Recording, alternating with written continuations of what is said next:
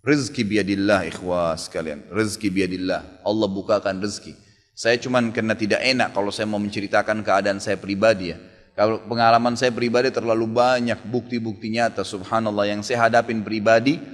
Pada saat lagi terdesak dari sisi ekonomi, godaan luar biasa. Ada pinjaman yang berbunga, ada yang begini, ada yang begitu. Tetap saya tolak, saya komitmen. Sampai pada titik terakhir, titik klimaksnya saya pertahankan. Allah berikan jalan keluar yang tidak masuk di akal ikhwah. Betul-betul tidak masuk di benak saya. Saya ceritakan salah satunya. Pada saat saya ada masalah kemarin di Kalibata. Ini untuk diambil ibrah saja. Restoran saya buka 2 tahun 8 bulan. Kemudian saya pertemukan antara omset sama bayar sewa dan ya, service charge-nya. Karena di mall ada service charge maka tidak cukup, tidak berimbang. Saya merasa selama hampir 3 tahun tidak mendapatkan keuntungan. Lalu saya berpikir untuk menutup restoran itu. Dan pada saat itu subhanallah saya berpikir restoran itu sudah saya tutup aja deh. Saya jual aja. Mungkin dengan kesibukan dakwah, beberapa ikhwah juga yang saya amanahkan di situ sudah ada yang satu yang sudah niat mau kuliah, udah nggak bisa lagi lanjut. Saya bilang oke lah baik. Selama 3 bulan vakum, nggak bisa bergerak sama sekali. Pada saat itu subhanallah 1 rupiah pun ikhwah saya nggak punya duit. Allah jadi saksi saya bingung waktu itu bagaimana caranya untuk mencari jalan keluar nih. Jual restoran pun akan dilelang dalam kondisi murah. Restoran itu sudah besar asetnya. Ini gimana caranya saya nggak punya duit. Mindahin ke tempat lain butuh uang untuk sewa. Gitu kan, membuka lagi butuh uang yang baru untuk membayar sewa yang tertunggak, gitu kan. Tidak dibongkar juga akan dibongkar paksa. Ini kalau ada waktu tentu sampai waktu tentu, kalau tidak ini akan dibongkar paksa. Subhanallah, godaan luar biasa. Ada yang masuk saya tidak tahu dari mana, SMS masuk ke HP saya, pinjaman dengan bunga yang ringan 250 juta sampai 750 juta terus dari banyak perbankan saya nggak tahu tiba-tiba masuk. Saya tidak pernah iyakan, selalu. Gitu kan.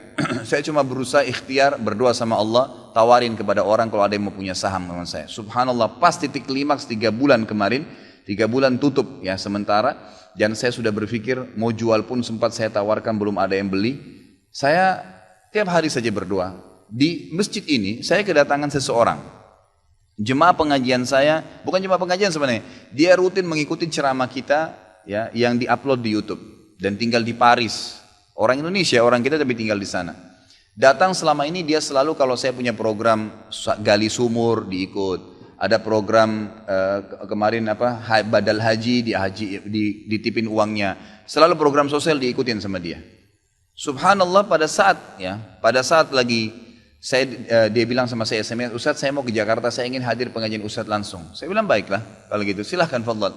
Selesai pengajian kita waktu itu selesai jam 9 malam kurang lebih seperti jam-jam seperti ini. Lalu kemudian dia datang sebelah saya belum pernah lihat orangnya. Lalu dia salaman sama saya, dia bilang, Ustadz saya Pak John Firdaus, dia bilang sama saya gitu. Terus saya bilang, oh iya Pak, saya belum paham nih. Dia bilang, saya yang dari Paris Ustadz. Oh antum, terus salaman lah, ngobrol-ngobrol. Sampai ke mobil gitu kan. Saya sempat kasih dia beberapa buku yang biasa saya bawa di mobil. Ini akhi mungkin antum bisa baca-baca di sana sama keluarga dan seterusnya.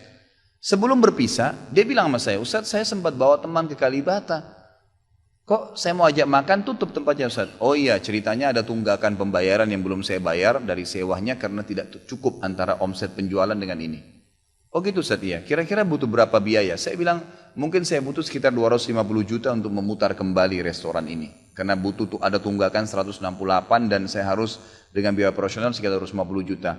Rencananya memang saya mau buka saham kalau memang ada yang mau masuk. Dia bilang sama saya tiba-tiba ini cuma mau berpisah di sini di depan masjid ini dia bilang sama saya, Ustadz kalau Ustadz bilang saya baru saja kemarin masukin anggaran dana saya 400 juta di satu perusahaan. Kalau saya tahu saya akan ikut sama Ustadz.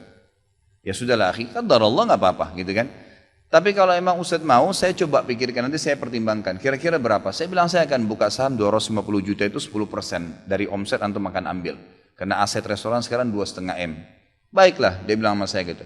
Saya pulang ke Paris ini hari Senin saya berangkat. Saya bicara sama istri, saya langsung kasih berita ke Ustadz lalu saya kasih.